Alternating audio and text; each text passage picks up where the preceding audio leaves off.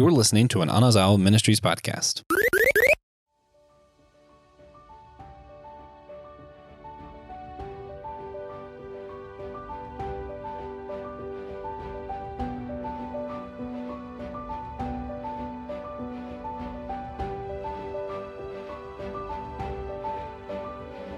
Ladies and gentlemen, boys and girls, fairies, mermaids, and pirates, welcome to the magical world of Walt Disney's animation studios. I'm excited what we're talking about today. It's the second star to the right. It's an island. No, it's a dream. Wait, no, it's Neverland. Guys, this is Systematic Geekology. We are the Priest of the Geeks. I am Joshua Knoll. I had to do two intros for this Disney classic. As you guys know, I am the Disnerd of our group. And I'm joined by, I don't know if he'd consider himself another Disney, but he's been on here a few other times. I think this is his favorite Disney movie. One of our hosts, Christian Ashley. Your second favorite. What's your favorite? The Incredibles. But if we're doing pure Disney, then it's Peter Pan. Okay, fair enough. And we felt like we had to bring in a special guest, an artist, and someone who does work with Disney sometimes. Brianna Matthews. I know her from the same camp that TJ Blackwell and I met at and all that. So, Brianna, welcome to the show. Yeah, thanks for having me. Yeah.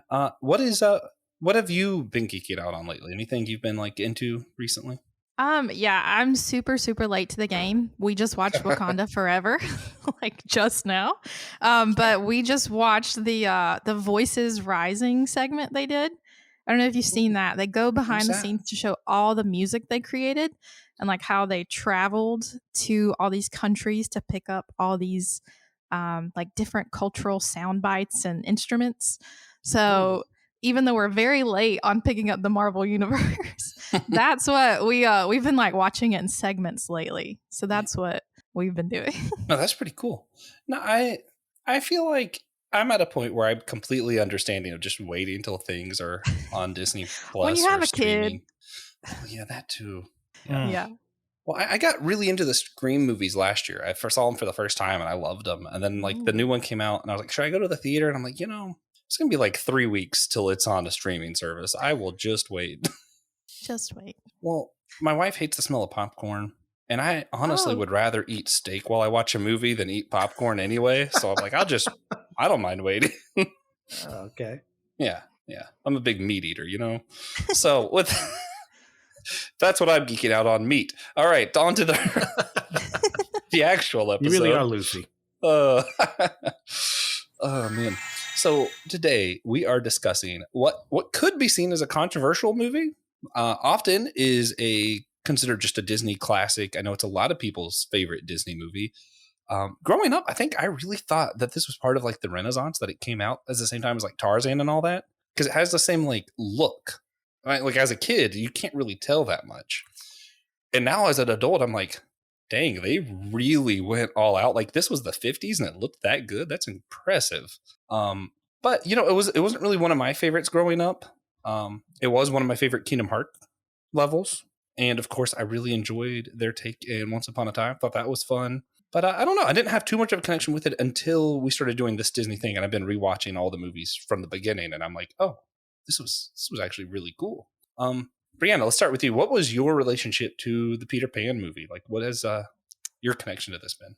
I don't think it was like one of my favorites growing up. We definitely watched it. But I think it was just a VHS that we owned that we popped in every once in a while. For me, it wasn't like the top Disney.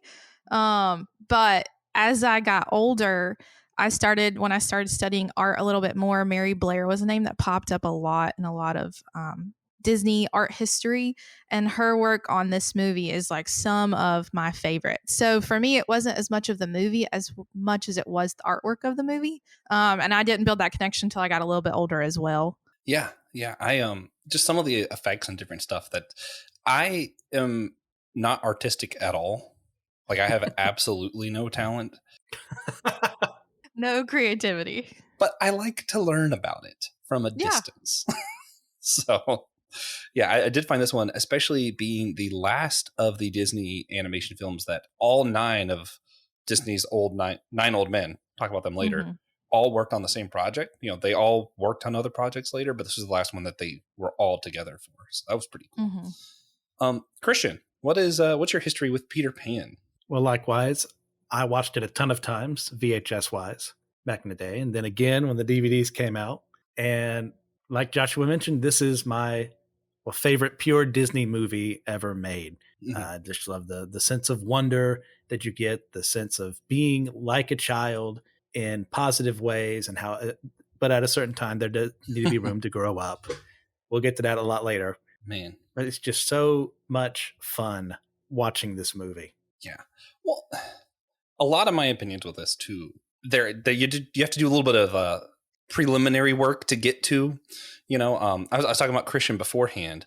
One of the big changes they make from the play and the book into this movie that literally almost nobody cares about, except for the fact that I'm on a geek pod, so someone's going to care. So this is great. The Disney film changed Tinkerbell's mythological race. She was supposed to be a fairy, and in this, she's a pixie. Which there are some differences that make that important, like the fact that she is yellow instead of looking humanoid, which is what it looks like they're going to do more of in the live action film. So that's kind of interesting. Technically closer to the source material. Wingspan's different. Life range is different. There's a lot of differences between fairies and pixies. But I'm just planting that seed now for when that comes up later. And of course, we have to talk about what happened with Disney's mom. I feel like we didn't get to many of the movies that really showed this much, but if you follow Disney and Pixar, Finding Nemo, this movie with Peter Pan, Bambi, etc., there's a lot of tragedy around mom characters in Disney movies. And it is because I think it was 1938. I don't know. Someone might be able to correct me.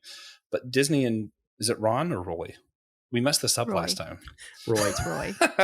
Okay, so yeah, totally last time. Walt and Roy, they were working on like a home-built furnace or something that supposedly is what caused the gas leak that killed their mother. So he always kind of blamed himself, and you see that in these movies a lot. So that tragedy, 1938, okay, cool. But that tragedy kind of surrounds a lot of what we see throughout these movies. And I think that's why Peter Pan was going to be the second Disney movie at one point. He really wanted to do Peter Pan right after Snow White. It didn't happen. And with this series, we're going through the different eras of Disney. We started with the gold era. We've been doing the wartime era. And we mentioned like a lot of stuff in the package film wartime era was kind of backtracking because they didn't have as many funds. So now we're in the silver era. This is the first film we're covering in the silver era. And that's when Disney's able to start doing these things he's been wanting to do for a while. We saw that with, was it Mr. Toad they had already been working on at the end of wartime era? And now we're getting into these where he's like, no, these are the movies he wanted to do. So this is like Walt living his dream right here at the end. And it's pretty phenomenal. Yeah. So have either of y'all ever read The Little White Bird by James Barrie? I have not. I have not read it, but I watched Finding Neverland, which was loosely adapted. I'm not sure if I've seen that one or not. It's been a while, I'm interested. Yeah. It's a little bit older. Yeah. Yeah. So the book is like the origins of Peter Pan. And this is like what frames a lot of what we see in this play, movie, whatever. It starts where like he just flies away because he forgets that he can't fly. And then he remembers by the time he makes it to an island, and then he's just kind of left there. But it's like an island of birds. So whenever like you're going through the Peter Pan movie and he's like doing the cock-a-doodle-doo, or it's like, oh, you're flying like a sparrow. There's all these like little references to birds. It's because at one point in this book, it said that Peter, because he was raised by birds and he eventually figured out how to fly again, thanks to fairies and not pixies. It was kind of said that he was neither human nor bird. And you kind of see a lot of like little hints of that, like references of how like Peter's kind of a bird throughout the movie. So that's always kind of funny. Interesting. And then I think the big key, though, the way the story ends, Peter remembers he had a family. He was like, oh, crap, I forgot about that family of mine. And he went back. The window was open and his mom was crying. And he was like, wait a minute. If I go back, she's never going to let me back out. Let me go back and say my goodbyes. Saying goodbyes took forever. I'm skipping a lot of stuff. But he eventually goes back again, finds the same window is barred, and his mom's holding a new baby. And to him, he was replaced. So that's how he feels. So that's where when we pick up in Neverland, that's where he's like, doesn't really like parents, doesn't like the idea of growing up, and he's kind of a little bit jaded, actually. So kind of it's a fun very interesting background. because a lot of the adaptations, not just Disney, include so many of those tiny details. Yeah. Like no matter what adaptation, you can see where those little details are coming in to play. Yeah. And it's a really fun story. I mean, sad story, but it's good. I recommend it. But yeah. So you mentioned other adaptations. What are some of the other ones that y'all know? Because I know there was a silent film before the Disney ones. And you mentioned Finding Neverland. Mm-hmm. About Jan Berry. Hook is my favorite. Like Hook hands is a down. really good one. Yeah. That was like my childhood movie. I like the Once Upon a Time one, but it was like very not accurate to anything at all. They made Peter Pan like what's the Piper? I'm trying to think. Pied Piper. Yeah, they made him a lot more like that character than the Peter Pan characters. I was like, They just needed a new villain. We're just like, oh, let's do this. And to be fair, it's kind of easy to make Peter Pan into a villain. Yeah, well, especially the end of the play. That kid's dark, man. Yeah. I'll wait on that. Brianna, do you want to just kind of summarize what is Peter Pan or Peter Pan and Wendy, depending on how you say it, I guess, because the novel was called Peter Pan and Wendy. Yeah. So the new movie, or are you talking about the novel? Oh, the story of Peter Pan? Yeah, just like the basic story. I think originally he kidnapped children. There's a few different iterations I've heard, but I know that originally he kidnapped children, but in the Disney version, he lost his shadow and Wendy sews it back on when he comes back to get it. But the whole thing is Peter Pan taking kids to Neverland. And it's this magical place with different groups. And by the end of it, you have these kids learning to fly. You have them getting captured by different groups, playing all these games. And at the end, you're fighting pirates. And the thing, I just finished watching it because I started it like 2 days ago and just finished it like an hour before this. But the end of it has them sailing away on the pirate ship. And my favorite part of it was the ending where they're all staring out the window, looking up at the pirate ship, and the dad comes to this realization, like, I think I saw that once before. And you have these kids who live this adventure, and you can see the realization of their parents at the end that looks familiar, and maybe their parents experienced that too. Well, there's a lot of muddled stuff around Peter Pan, because there was like, I feel like the original author, I forget his name now, and I just said it a minute ago. Barry. Yeah. He had so many different versions before he got to the Peter Pan and Wendy story. So like there was already a lot of baggage to this Peter Pan character when you come into it. But as a kid watching this movie, you don't have any of that, right? So like the Disney version is able to be a lot more fun. They cut out a lot of the dark scenes.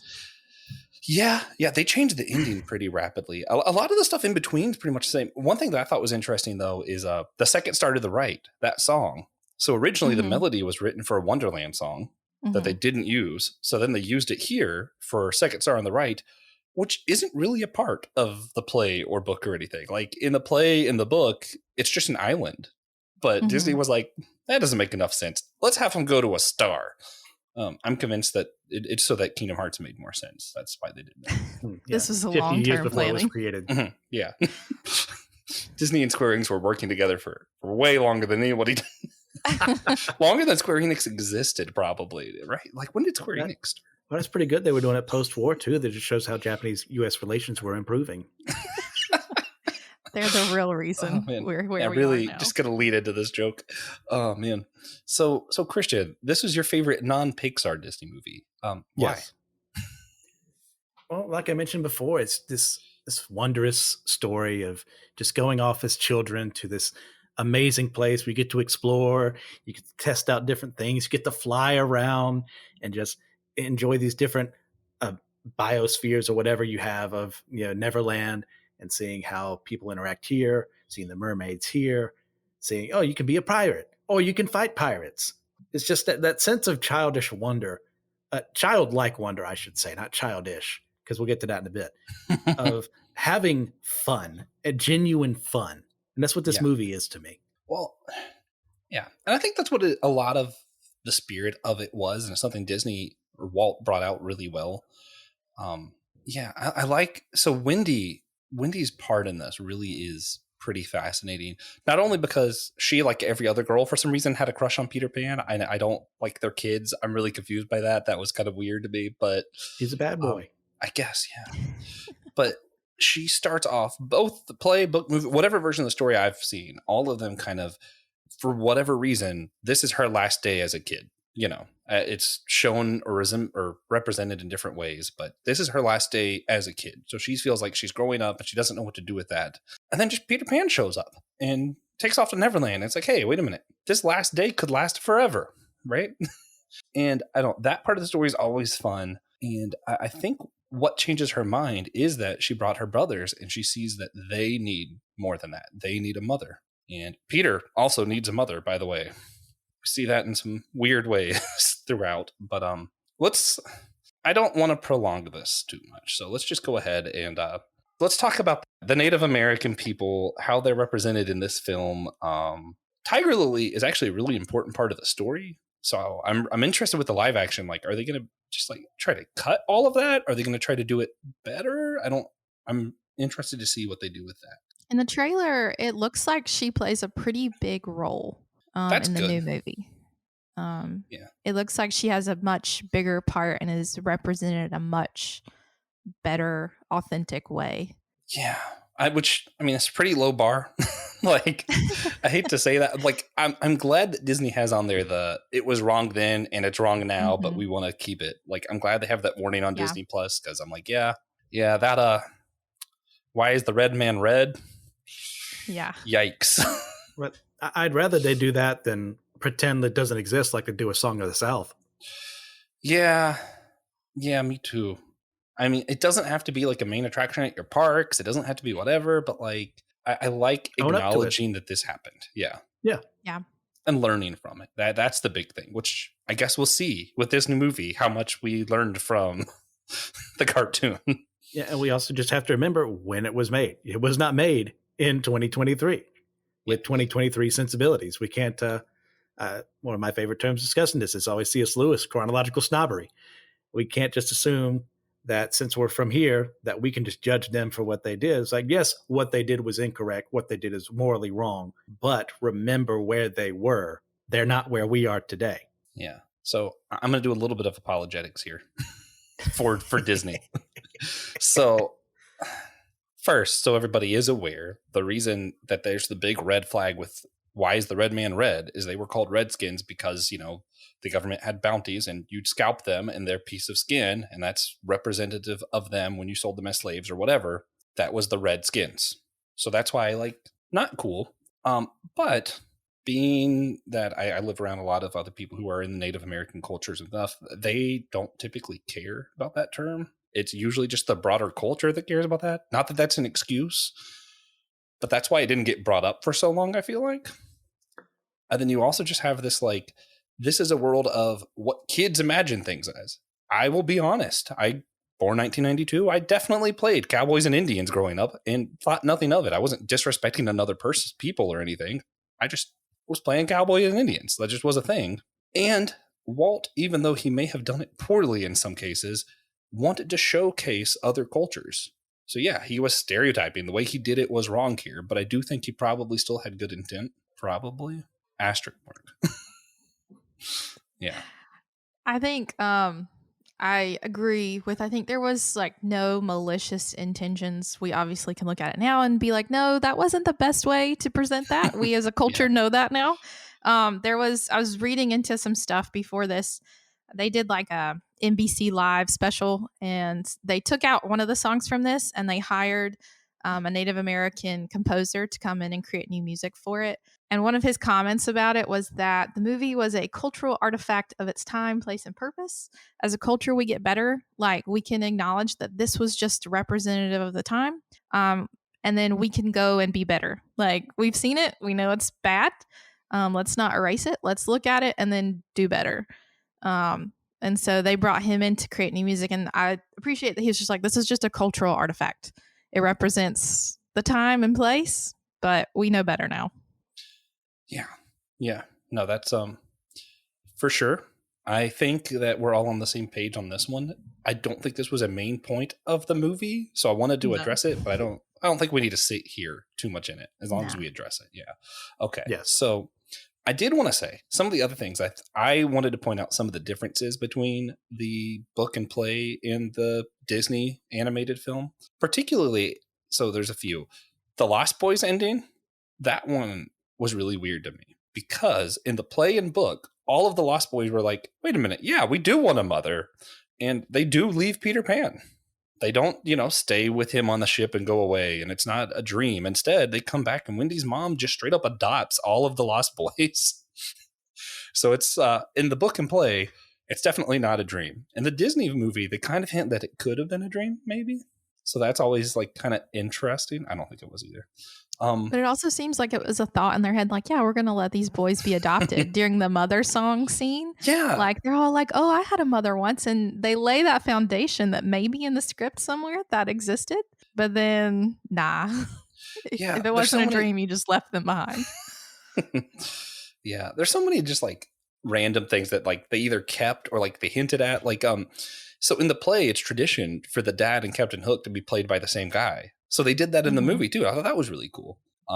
Because so the other difference that's a big deal to me, other than the fact that they also with the Lost Boys at the end, they were like, oh, let's keep the ship. And Wendy was like, hey, that's not a responsible thing to do. I'm learning to be an adult now. So then they didn't keep the ship. So that's a pretty big difference because, she's learning to be an adult. And that was a pretty big part of the story. The end of the play, this is where like, I'm glad they did not do this for an animated film for kids. This would be bad. So they come, all the Lost Boys get adopted, and Peter agrees to visit Wendy once a year, right? And then the next year he visits, and she's asking about all this stuff like, oh, how's Tinkerbell and all this other things. And he has no idea who Tinkerbell is. He says that fairies live short lives, which we know is not true by most mythologies. So I don't know if he's lying or if that was just how it worked in Neverland. Who knows? But he's like, oh, yeah, I forgot about her. Completely just forgot that Tinkerbell existed. Forgot who Captain Hook was completely because he's like, oh, yeah, I kill people all the time. I just, I don't remember everybody I kill. And just sounds like a kid. Yeah, like he is just a kid. To him, this is all just fun and games, and he doesn't understand the seriousness of all of it. So he's like, oh, yeah, that's right. I used to play that. Well, it's where one of his namesakes is from, is the Greek god Pan. And Pan was one of those deities, well, half deity, depending on who you're listening to in Greek mythology. Much like Peter Pan adaptations, Greek mythology does not have a, this is strictly how things are supposed to be. But Pan was just one of those wild and carefree nature folks who just went around, they'd play the pipes, they'd do all these terrible other things as well, just have fun and just be debaucherous. So that's one of the reasons why Peter acts the way he does, is based on that, his namesake. See, I didn't know that. That's pretty cool. So then the second year he didn't show up. Third year he showed up, and I forget some other stuff. And then eventually he doesn't show up for a lot of years, and he shows up, and Wendy's a full-grown adult with her own kids, and Peter like cries because he missed it. And it's kind of ambiguous of, is he sad that she grew up, or is he sad that he didn't grow up with her? And that's just kind of where it ends. And that's a terrible way to end a kid's movie. Glad they didn't do that. But it also, Christian hates ambiguity. This wouldn't be his favorite movie anymore. Yes.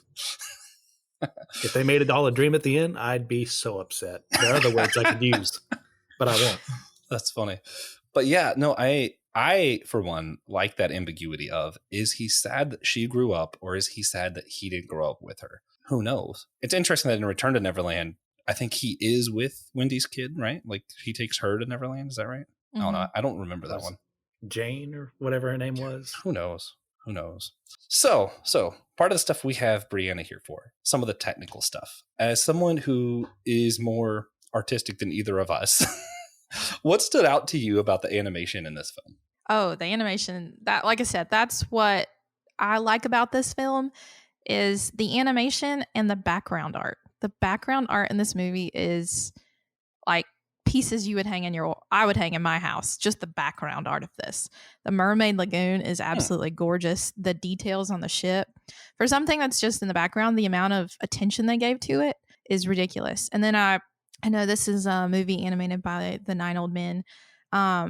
Milt Kahl was one of them, and he did not like animating some of the kids and stuff, as I was reading, but he still gave it so much attention to detail.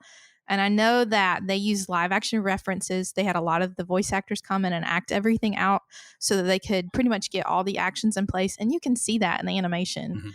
Mm-hmm. The fluid movement for this time era, Disney is known for giving top-notch art, animation, everything, and like it was consistent in this time too. Yeah, the flying animation, like how they were able to do like where he was flying, but it didn't look like he was like, I don't know, Which like the it looked animators so cool. hated. Yeah. I'm sure They were like, did. how are we supposed to do this? Like, I remember reading one of them was just like, this is so dumb. How are we supposed to do this? Like, and they did it well, though. Like, they even got the weight of Wendy when she's jumping off a rock to go and catch up with Peter. She's trying to flap her wings like a bird and she's falling a little bit. The way they could manage to get it look like she's trying to keep herself in the air, like, they got the weight, understood the weight of how a person trying to flap their arms to fly would look. The technical details that they got in this movie were great. Yeah, it was pretty incredible. And then one that I really like about older Disney, how like gag animation, like you don't get a lot of that in like some of the newer stuff, but like just how like the body language and just some of the like funny ways that like Tinkerbell turns red when she's mad, or like, they would like with Captain Hook, the one scene, because Peter Pan can fly, so he gets Captain Hook to walk off the ledge with him, and then he falls. I'm like, yeah, I love gag animations. Just some of my favorite. Like that's funny stuff. Christian, anything stand out to you about just like the animation and stuff? Well, I'm going to save a bit of that for our favorite scenes and the like, but just the flying is so much. I'm not in any way an animator or a drawer. The best thing creatively I can do is write. But after that, I have so much appreciation for people who can create such a truly wondrous scene as what I'll be talking about later on with their initial flight. Yeah. Well, then the ship at the end, I thought that was animated really well too, where like it looks like a ship, but then as it like kind of progresses and zooms in, it like kind of fades into like cloud looking stuff. I was like, that was they chose just the right colors that it made sense that it worked out that way. And it's like, I don't know what that's called, but I do know I appreciate it. Oh man. Yeah. So also this was another one. So Mark Davis. So I think he's also one of the Disney's 9 old men. He got his start with Bambi, and then he was given the job of Tinkerbell. So all the Tinkerbell stuff throughout this was all him. She I just forget that she doesn't talk. Like she's able to express so much just with the body language, and that's all him. And then the way that they do the fairy noise, I thought this was really cool. They got like a string that they wired real tight and put a bunch of pieces of aluminum on it. That's all it is. It's just like the aluminum clinging together. And I'm like, that's wild. How do they think of these things? It's crazy. Yeah, it's wild just how much they're able to give her just without a voice. She has so much personality. Yeah. Yeah, that whole scene of like her and Captain Hook's conversation, it's like that's actually some of the like most chemistry and tension in the film, and it's like she didn't even speak. Like how? And she's still doing that beyond the movie. Like there's the clips of her talking to Walt. She's, featured in so many different things that her body language is still carrying that, like beyond the movie itself, 70 years later. Yeah. Well, and that's the other thing is like Tinkerbell, like we're going to talk about like significance of this movie. She's like Disney's secondary icon, right? Like, so you have Mickey Mouse, but then like at the beginning of every Disney movie, Mickey Mouse isn't flying over the castle. You got Tink. And then like in the fireworks show, you have Tinkerbell flying down from the castle, and it's like, this is awesome. So she's, I don't know, become such an icon and great character. Okay. All right. So let's get to what everybody's waiting for. Rating it 0 to 10. I'm going to go first because I'm afraid I'm going to have the worst one, and I want to end on a high note. So Christian's going to have to go last. We may only have 2 hosts after this. I still like it better than most movies. I'll probably give it a 6 out of 10. I thought it was good. It was great. Better than most movies. But especially if I'm thinking Disney, I'm like, man, I would have rather watched Three Caballeros again. Honestly. At least you had such a terrible time with that. But at least I get Jose. Jose's so cool. How dare you open your mouth in my presence, boy. I'm sorry. Okay. So that's I why can't I say much better. I was going to give it a 7. Okay. We just met, and you're a wonderful person, and I have to work with him. So I can hate him as much as I want. So I can leave and be fine. We can still be friends after this, Brianna. Yeah. So 7 out of 10. Why a 7? I think the artistic quality of this movie is like it shows the Silver Age. You're right. Like, this is where they had fun. They were showing off some of their best talent. And I think the concept alone of the movie, even if I don't like certain scenes or it's not one of my favorite movies, I think the concept carries. Like you said earlier, just those wonders of childhood. I love that concept. And working with people who are involved in the daily story making at Disney, like in the higher up positions, this is one of the concepts that carries throughout to them. So even though it's not my favorite, I'm like, okay, it's still up there for me. It's not Disney's worst. I think the qualities of it are great. It's just not my personal favorite. So I can't give it a 10 because I have others that would, come above that. But I think this is a classic. The concept is seen throughout so much of what Disney does. And the art alone is wonderful. Yeah. Well said. TJ and I irritate Christian because we're like, TJ says nothing's perfect. I don't rate off of perfect, but I rate with I always have in mind of 5 being average and 10s being my absolute favorite movies. So I think there's only one Disney movie that I might give a 10 to. And I'm not going to say here. I'm going to make people wait till we finally get around to that movie. My list would be so long, so I can't. We've only got 40 some to get to. Yeah, they'll figure it. Well, we're only doing 2 per era. So depending on what era mine's in, they might not have that long, Yeah. Okay. So you mentioned that the concept, something that sticks around for the higher ups as far as storytelling and stuff goes. Could you speak a little bit more on that before Christian gives his rating? I know at the end of the day, Disney is a company. There's obviously things that people will criticize about it, and I will too. But I've been privileged enough to work with a lot of people who either were or are in higher positions within the parks, at least. And when you meet them, you understand they genuinely care about the concept of Disney itself. They want good storytelling that captivates you and keeps that whole childhood alive. Walt Disney wanted that.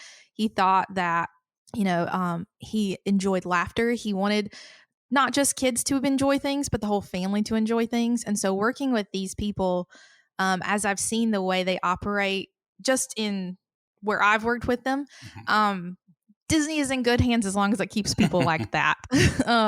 They are wonderful people who believe in storytelling. I've worked with people who work with characters, who work in the art field.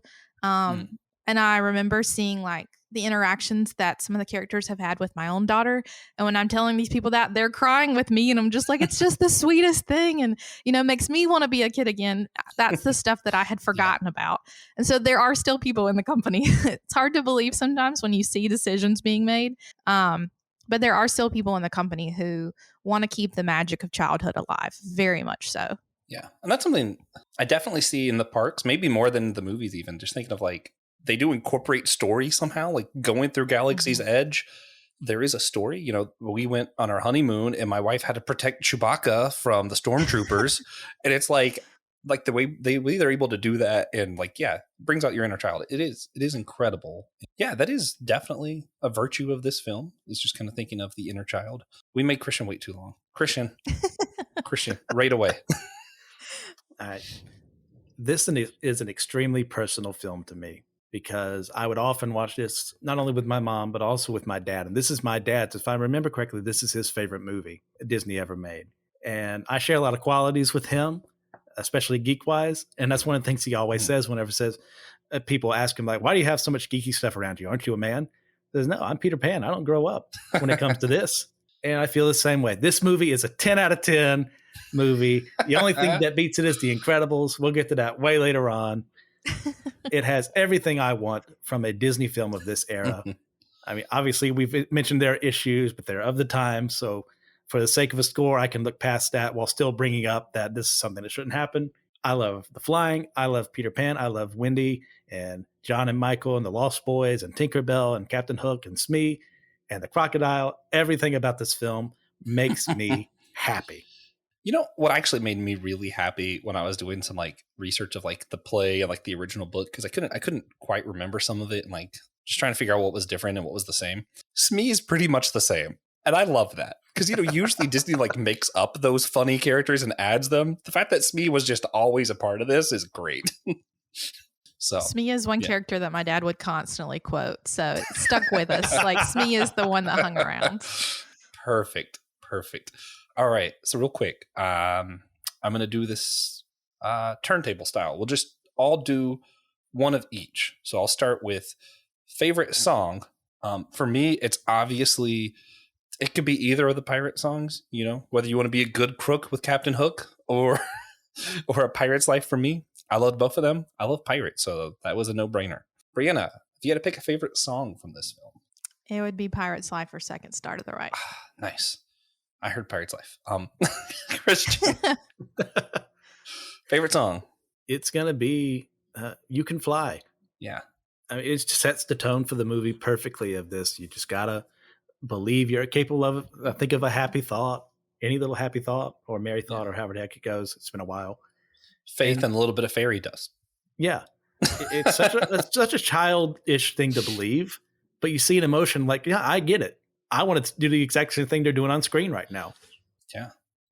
Man, okay, so favorite character. This one's rough because you guys know I love pirates so much. And if we're talking about like some of the other adaptations, I would almost always say Captain Hook. He's so cool. But in this animated one, Tinkerbell was just done too well. Like, I can't not say Tinkerbell. She had so much personality, so much sass, such like a independent, strong woman kind of like, I'm like, yeah, no, I like her. We would be friends in real life. So I got to go with Tink. Brianna, favorite character? Tinkerbell is really fun. When I was rewatching it, I realized I really love Michael. Like my kid's at that age right now, and just the silliness and the like defiantness of the way he answers some stuff. I love that because I'm like, yep, that's my kid. Like 100% face paint on, dressed up. Like, no, I'm not. I'm never going to sleep. Like they perfect childhood playing right there. So Perfect. Right now it's Michael. All right, Christian. Yeah, I had a hard time bearing this down from Peter Pan or Captain Hook or Tinkerbell, but I mean, a great villain is always going to make a great story, and Captain Hook's a really great villain. Yeah, I'm glad someone said Hook still. I just love Tink, man. So for favorite scene, this will be our last one that we're going to pick a favorite of. It's hard for me because I really do love Peter Pan and Captain Hook fighting the first time where Pan tricks him. But I'm going to say their last fight scene, of course, I'm still choosing a fight scene, but because they have this subtle like hints throughout the movie of like when Hook's talking about how, you know, Pan fed the crocodile his hand and all this stuff, where it keeps talking about that's bad form. That's bad form. He won't fight me fair. So when you finally get to the part where Pan fights him fair and still wins. So I don't know, I find that satisfying. The part of me that loves One Piece was like, yeah, that's right. Honor. There we go. So that's something I really enjoyed. Brianna, do you have a favorite scene? I really love the Mermaid Lagoon scene, just the visual aspect of it. Yeah. The colors on it are super unique and original. It was heavily influenced by Mary Blair, so I'm biased on that. She is like top-notch Disney artist goddess. Like, so that visually is my favorite scene. Well, I want to make Christian wait a little bit longer again. Could you tell us a little bit more about like why do you brought up Mary Blair a couple times? Why is that so special to you? Mary Blair is a highly influential Disney artist. She started in the ink and paint, I believe. But if you look up a lot of the movies in this time era, she was the one who created the looks. Even though her style doesn't match Disney style, she's the reason you have the colors, the scenes, the looks for a lot of stuff. And she's the creator of It's a Small World, which is polarizing ride. But she had a lot of play in the parks and in the art world and has influenced several artists today. If you look up a lot of the visual development artists now, Brittany Lee, Lainey Lee, Victoria Ying, there's just a ton of artists now who were influenced. Joey Chu were influenced by Mary Blair. So she is kind of one of those background characters who has played a major part in a lot of what we see in Disney now, and has influenced me personally. I named my daughter's middle name is Blair, so she's a big artist in my line of, you know, she is one of my biggest, even though I don't share the same style as far as influences go, she's top notch in my line of sight. Yeah, I'm glad I asked. That's pretty cool. That kind of makes me think, I know a little bit different, but of like the early Tim Burton stuff that's like in like Fox and the Hound and different things, where it's like, Yeah, no, it was definitely a different style, but man, did it Oh yeah. add a lot to the film. Hmm. Yeah. Okay, Christian, favorite scene. I'll let you. Actually, you know what? Let's skip Christians. Um, He talks too much anyways. oh man. Yeah, I mean, the final fight's a really good one. The Mermaid Lagoon's a really good one. But once again, it's to pair up with my song. It's that opening scene of them flying about England, and you go by the clock tower, and you just see them just experiencing this wonderful idea that they can't normally do of just flying around. It's like, how envious can you be in that moment? I'm super envious right now, all these years later. Like, why can't I do that? You know, I have to The tell you. best part of the ride. Oh, yes. Yeah, the ride. You know, this is like one of the like weirdest things that I do, but like everybody who listens to the show knows that I'm obsessed with Kingdom Hearts. So I definitely have beaten that game every year for like 20 years or something at this point. I don't know. I do this thing when I beat the Peter Pan level, because you end up by the clock tower, that I sit there with my phone and I play the We Can Fly song and just fly around it for a little bit. And I'm like, yeah, that's satisfying. It's just a satisfying thing to do. So I get it. It's a good scene. Oh, yes. Oh man. All right. So we've brought up a few times the childlike attributes that are highlighted in this, and kind of your inner child, as opposed to, which I know Christian hinted this earlier, so I might let him start this, as opposed to being childish, unlocking your inner child or holding on to some childlike attributes. It's real difficult because you hear your entire life growing up, grow up, quit being a child, forgetting that there are really great parts of being a kid that if you lose them as an adult, you've lost your way. Mm-hmm. And the difference between being childlike and childish is a very fine line. Like, I can be very childish sometimes. I will troll Joshua every waking second. But sometimes I can be childlike in that same regard. If it goes too far in one direction, I'm hurting him, versus me being playful with him. That's more childlike. It's okay to make fun of people. It's okay to have fun. It's okay to enjoy these geeky things. That's why we do what we do. But if I make that my whole life, I'm losing myself. Yeah. So I'm being childish, which is what children do. They lose themselves then. Yeah. Well, see, I'll go to like back to Kingdom Hearts then. Like for me, I think the difference is the childlike part of me is, hey, I have an hour of free time. I'm going to relive this thing that makes me happy and brings out my inner child, right? The childish part is, I need to go to work, but I'm going to call out sick and instead play Kingdom Hearts. You know, that's where it's like, okay, that's not cool, Josh. Can't do that. Yeah. That aspect of having just the childlike wonder and awe is something that I've had to reevaluate the last couple years. Pandemic hit right around the time I had a kid. Yeah. And so I was already heavily emotional, and then you add lockdown and all those things in. And that was a concept that was something I had to revisit a lot. I did an art series that was me diving into the laughter of a child, like how going back down to that, like when you hear a kid laugh, because, you know, I was dealing with this newborn and all those things. So having that sense of childlike wonder in a time where it just seemed like there was bad news all the time, or you couldn't escape just all that, was something that I had to reevaluate.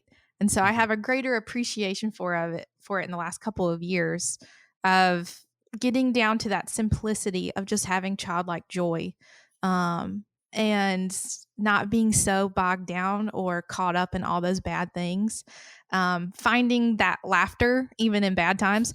So that was something I appreciate the concept of this movie for that reason, because that was a big turning point for me. And it's a concept that's really close to me and a lot of the artwork that I've been doing the last couple of years. Oh yeah. Get that. If we're talking about the pandemic, so this is another one that I'm going to step on some toes, but I don't care. There was definitely some people who got childlike with like having fun mask and having fun with it. Cause you know, if you're going to have this terrible time, you might as well do something silly with it.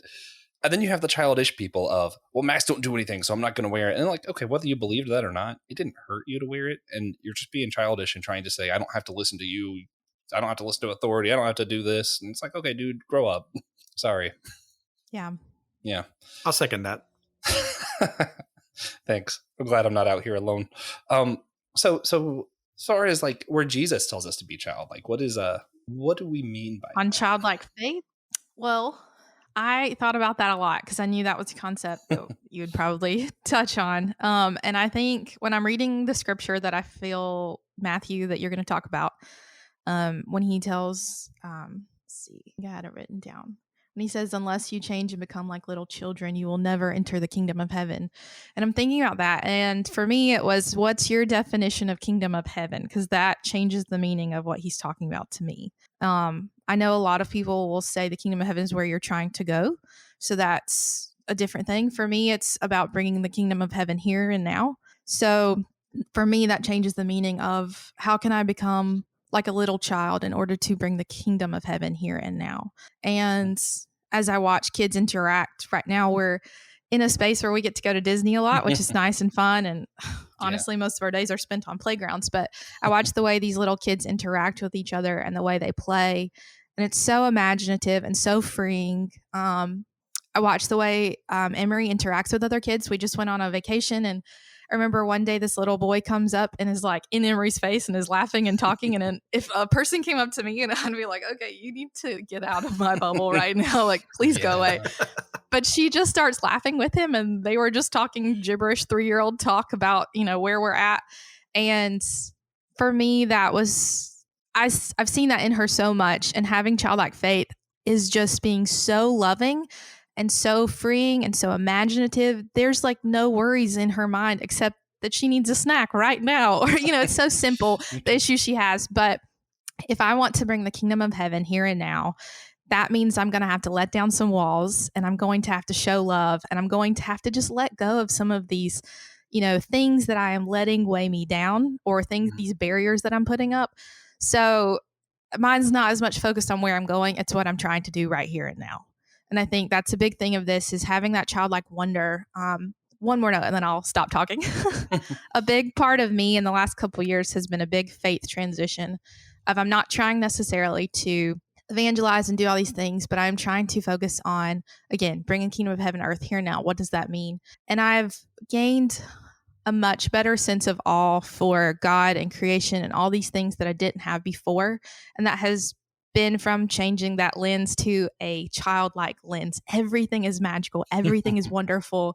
And because of spirituality, because of, that faith that I have, I connect that with God. That wonder and that magic is something that I've regained. And to me, that's what this movie ties in a little bit, is like seeing everything through that wonderful, magical lens. That was a really long answer. I'm sorry, but no, that was good. That's how I tie that into all this. I'm glad I don't have to follow it. Christian, follow it. Well, I couldn't agree more. I mean, there's a reason Jesus chooses his words the way he does, in that you need to be like a child, not because children are gullible or stupid, but because children are pure and innocent when it comes to believing something. Like, I think of me as a kid, the way I really got into stuff. And one of the kids my mom watches right now has very similar interests when it comes to like studying reptiles and dinosaurs. And like, we can both converse about that and be like, we are 100% interested. We are invested in this thing. It is the only thing that matters in the world. And that's how we should be about Jesus. Yeah. How we should be about the kingdom of heaven is pursuing that. Not that we're ignoring everything else. Not that we can't participate in anything else. But that is our mission, is to not only bring ourselves closer, but those around us, if at all possible. And I can't help but think of, showing my age here, the Missing Person song by Michael W. Smith. I think it came out in like 98. Mm-hmm. And there's that line, of there was this missing person I used to know, but he's gone. And I've completely butchered the song. But like, I want to find that missing person again. That little child that said yes to Jesus and kept pursuing him. Like, where did he go? Yeah. Why can't I be him? I have so much to say about this topic. I'm going to try to condense. So first, let me say, I think what the movie's talking about, when it's talking about like kind of the childlike magic and all of that, really kind of stops at the fun part and just remembering to enjoy yourself, joy, and that kind of like how we relate to others stuff. So I'm going to take the conversation further than the movie did, acknowledging that's not what the movie was trying to say. So there's so many different places in the Bible where it talks about this stuff. So back when we did our One Piece episode, I was trying to remember the name of the movie. It's Risen, where this Roman soldier is trying to find what happened to the body of Jesus, and he runs to the disciples and Jesus and seeing them laughing and having a good time. That scene stood out to me so much because we always see Jesus and the disciples as so stoic in films. So seeing them laughing and having a good time, that's where I'm like, yeah, that's it. That's that childlike whatever. Because so much, especially in our culture, it's, being a man, being a grown up is kind of, you're supposed to be jaded. You're supposed to kind of keep a stern face all the time. And it's like, yeah, you're not supposed to have like emotions. And I'm like, that's dumb. So get that piece out of the way. That's dumb. But also there are parts of the Bible like where Paul talks about, when I was a child, I thought like a child. And then, when I grew up, I thought like a grown up, he's like, I used to need milk and now I need meat. So there is this aspect of maturity and growing up that is still important in the Bible. But like we mentioned, Jesus says, unless you become like a child, you can't get into the kingdom. A lot of the Bible kind of seems contradictory when you put them side by side. I know that bothers some people, but it's true. And I think it's because you can find bigger truths by seeing where the contradictions, air quotes, are. I have to say air quotes for the listeners. So I think what Paul's getting at is I need to yearn to learn more about God and to care about theology and all that. But I also think at the same time, when I'm talking about the kingdom of heaven, I need to have that childlike thing of just kind of saying, hey, you believe in Jesus too? That's so cool, man. Let's be friends. And not, wait a minute, you mean you're not a Calvinist? Wait a minute, you're only a 3-point. I'm a 4-point. We're like, it's just, guys, you believe in Jesus. That's cool. Let's be friends. Like, that's part of the kingdom of heaven is that childlike mindset, but also keeping where I do want to learn the stuff of what is Calvinism? What are the points? What do I believe? What do I not believe? And still wanting to have the meat for myself, but having that childlike wonder of, hey, you like Jesus too. Let's be friends, Yeah.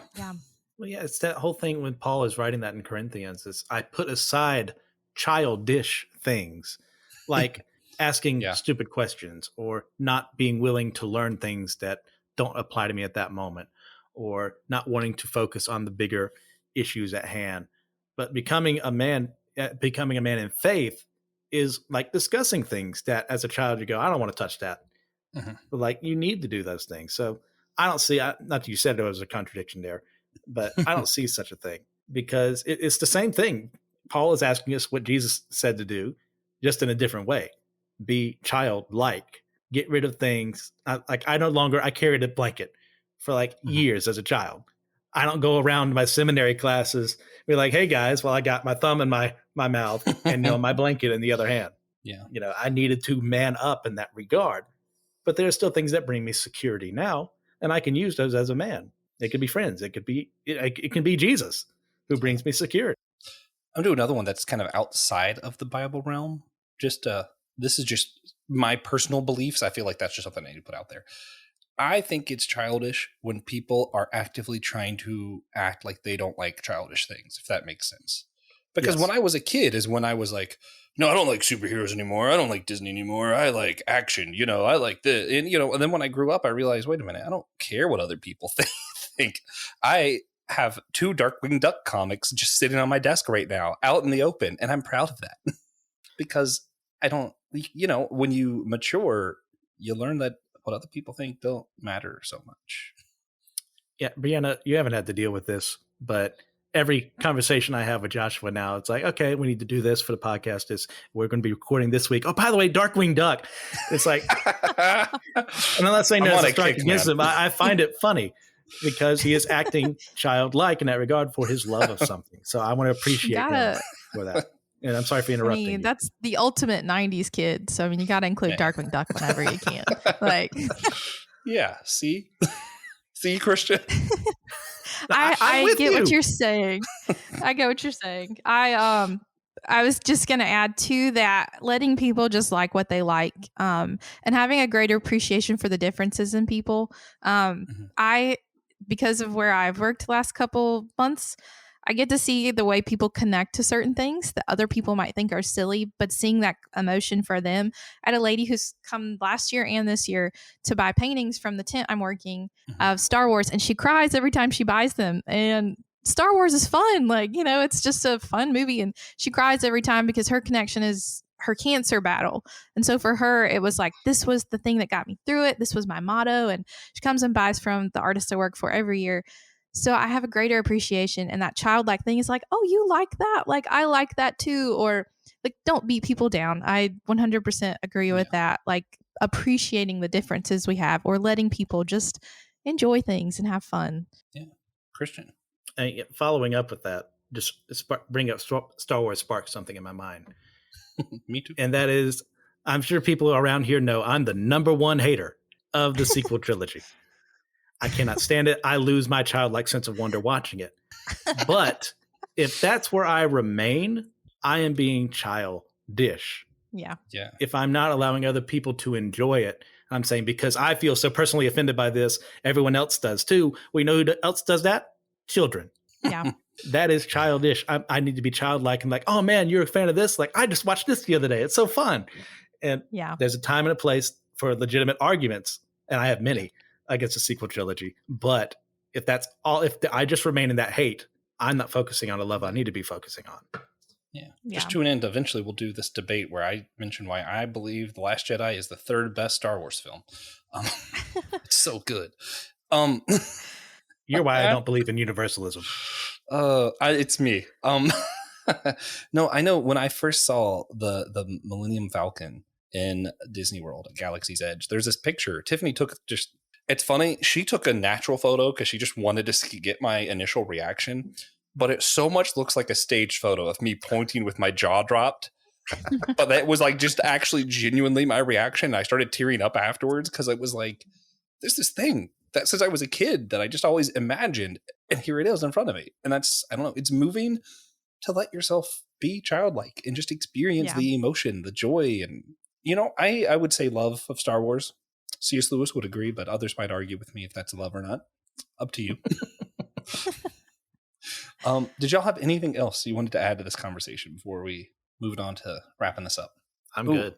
I did want to mention some of the other places we saw these characters, which I don't know if you guys know other ones, but there is the ride. We mentioned the Peter Pan ride. Walt personally had his hand in making some of that. He wanted it to feel like you're flying because that's something everybody's always wanted to feel, like Christian mentioned earlier. And to this day, it still has one of the longest lines, and I don't get it. I don't get it. I don't think I waited an hour plus the last time we were there. I am not willing to wait over an hour for it. Like, I like it, but not that much. My dad wanted to do it to recreate a childhood, and I was like, no, it's not worth it. Absolutely not. That's funny. It was part of the original Electric Light Parade, which is one of my favorite, like, classic Disney things you can see around the parks. We mentioned the Hook movie, Once Upon a Time. Of course, Kingdom Hearts, the big one. Were there any other things that you guys can think of, like, where you see this? I know the rides everywhere except for Disneyland in Hong Kong. Well, as far as Kingdom Hearts is concerned, I remember Birth by Sleep more than I do Kingdom Hearts 1. And it's specifically because it's around that part of the game when you finally get EXP Walker. So I walked all around Neverland as much as I could just to get more XP. And it's a very beautiful location. Yeah. It's a fun fly. The way they did the flying mechanic was a lot of fun in the original. I like that. But Brianna, can you think of any other places we see these characters or anything that's like stands out to you? Yes, during the pandemic, I saw all of the Tinkerbell movies. So Oh, there are a lot of Tinkerbell movies. And she actually talks in those, doesn't she? She does. It's a whole expansion of Neverland's lore, I guess. Pixie Hollow. Interesting. What do y'all think? Do you think she's going to talk in the live action film? It looked like she did. I don't know. I don't remember that in the trailer or not. I'm okay with it if she does. I don't feel like they need to keep her from talking. I feel like most live action reboots I'm not excited about, but to me, Peter Pan is kind of like Santa Claus. Everybody can have their own version of him and it's fine because he's been done so often. He's a spirit to me, like Santa Claus is like the spirit of childhood, youth. I think that's what they say in the movie, but it looks good. So to me, I'm just like, yeah, you can make another Peter Pan. It's fine. Yeah. I like how Hook looks. I'm excited for that. Christian, you have as far as Disney live action goes, other than Beauty and the Beast, I haven't really liked any of them. The ones I've seen, I was not a big fan of the way they did Aladdin. There's only one problem I had with that one, but that's for another podcast. Oh boy. But I don't know. They'd be kind of hit or miss. Yeah. It looks like a bigger focus on Wendy in the story. So that'll be interesting to see how they approach that. I'm all for that. Also, the other direct to Disney Plus live actions were good. Dumbo, Lady and the Tramp, those were good. Haven't seen. You should at least watch Lady and the Tramp. It's pretty much just the same movie, but with real dogs. So that's probably why I gave up on a lot of them. Yeah, I get that. All right, so with that, guys, we're going to wrap this one up. We will be doing an episode about live action Disney, so come back for that. Check it out. And we like to start our wrap-ups with recommendations, and I'm going to start with a recommendation. We talked about learning to just kind of like what you like. In our store, we have a shirt that has a bunch of different icons on the front of just random things that the host have mentioned liking, and then the back says, like what you like and don't be a jerk. So I do recommend you check out that shirt. Also, obviously, I recommend Kingdom Hearts. Play Kingdom Hearts. Christian, any recommendations for everybody? If you would like a movie with better First Nations representation, I would highly recommend you watch Prey, which is the newest film in the Predator franchise. It's a prequel to the other films, and it is just stellar. Nice. Okay. Brianna, did you have any recommendations for everybody?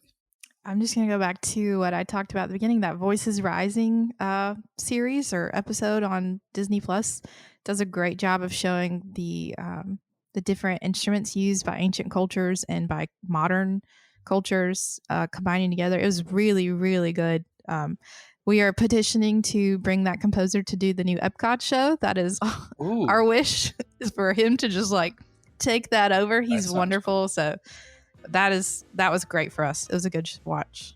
That is pretty cool. The last Epcot show just so happened in the finale to combine a song from my favorite Disney movie and from my wife's favorite Disney movie as like a mashup. And I was like, wow, this is okay, cool. Disney still's got that magic, Yeah. So, if you're looking for clues to Joshua's favorite Disney movie, check out what it was at that time, and you may just narrow it down. I feel like I've probably mentioned on other episodes too, but yeah, whatever. If you guys want to see other episodes that we do, you can go to systematicgeekology.org, hit the host tab. My name and Christian name's there. There's a guest tab. You can see other guests who've been on the show.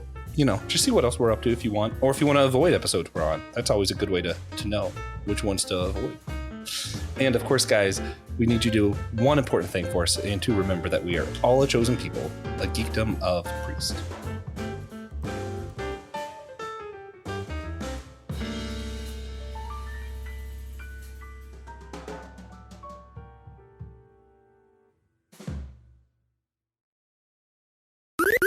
This was an Anazao Ministries podcast. If you enjoyed this show and would like to learn more about our network, be sure to check out the Anazao Ministries Podcast Network.